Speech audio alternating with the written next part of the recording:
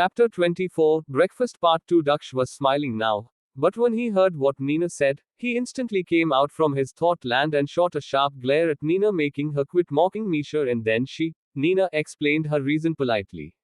Misha was about to say something as what Nina said somehow made sense to her. Misha, though she was a little disappointed but was going to agree with her Nina's point of concern when Daksh interjected. I do have milk every morning, so I am going to have what Misha has brought for me, and as for ice cream, I was craving ice cream. How did you know, Misha? He looked at Misha, making her mood brighter than before. So the combination is definitely best for me. You can have what you brought, he said while looking towards Nina. Nina screaming out of joy, I am so touched. He actually saved my face in front of Nina and my mood by his simple words. Misha looked at him with loving eyes. Only if real life has special effects, her eyes would have been shooting hearts at him. Oh, he really was craving ice cream and milk early in the morning. Her loving gaze broke with a little confusion. Never mind. Whatever it is, I am happy he is willing to have what I brought for him. Dear best friend, I love you so much. Her eyes were again filled with love for him.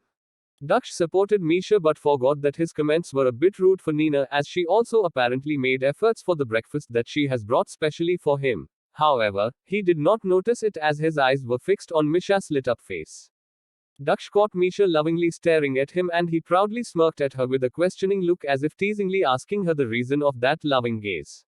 She, being a little embarrassed, shifted her sight towards Nina and noticed a bit of sadness on Nina's face at Daksh's response, and Misha, actively accepted the offer to have what Nina has brought while passing a warm smile towards her. Nina, that is Misha, no matter who it is, she can't see people sad in any way. Misha said, okay then, let us first have what you, Nina, have brought, and then we'll have ice cream after it. Let me go and grab some for you as well, and then let us dig in, shall we? Misha looked at Daksh, forcing him to agree with her as she did not want her Nina to feel bad. Daksh nodded in response, which lit up Nina's mood a little, and Misha was happy with it, which was reflecting on her face. She quickly went to her apartment and brought another portion of ice cream for Nina. Daksh is never rude to girls, as he was taught to respect them by his parents. He is a very nice guy who respects everyone and don't behave rudely unless it is initiated by the other party. So obviously the moment he noticed he has hurt Nina's feelings while protecting Misha's, he apologized to Nina in decent manner. He noticed how Misha cheered up Nina even though she did not like her being close to Daksh, and he admired her even more. However, he should be used to her goodness by now, but he admires her more and more by every passing second, even without doing anything. So how could he control himself when she does something worth admiring? After all, she has prepared breakfast for him and was kind to even Nina, supposedly her love rival. It's really something to be praised for. And the fact that he has admitted his love for her, at least to himself, makes it even more natural for him to adore Misha, but the girl was still unaware of her own feelings, which occasionally makes him a little restless.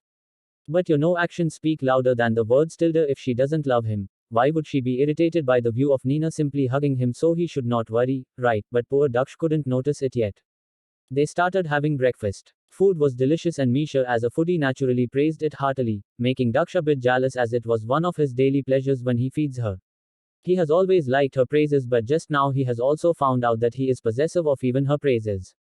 Poor Daksh barely restrained his jealousy to overpower him and finished breakfast.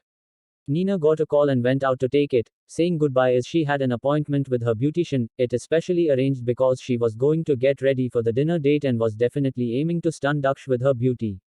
Misha waved to Nina while Daksh first looked at her Misha, and then, completely ignoring Nina, dragged her Misha to the car as they needed to go shopping for the dinner date. Misha was stunned for a moment and looked at him questioningly. To which he said, what? Don't you need to shop for the evening?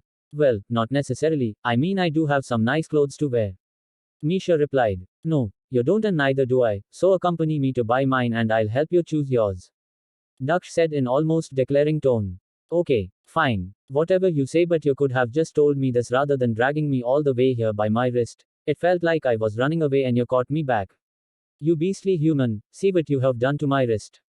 Misha complained while showing her wrists with his handprint on it.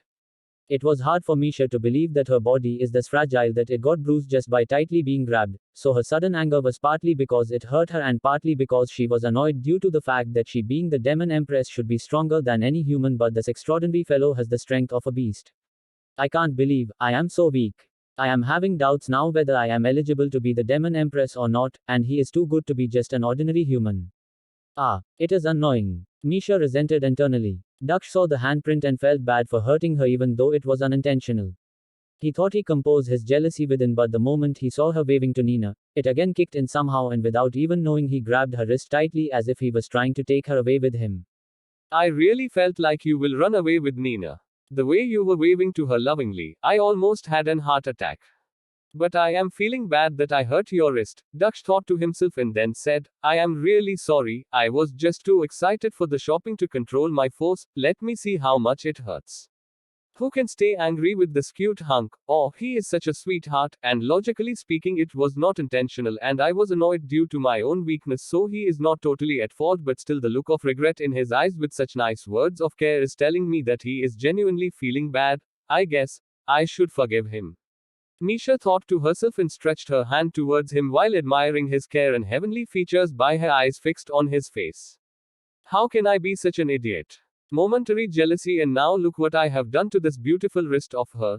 There was nothing to be jealous of, and Nina was a girl at that. How can I be jealous of her? Wait, but the lesbian relationships also exist, right? I am at it again, forget it and just rub some ointment on her bruise, Daksh thought to himself while applying ointment on Misha's wrist.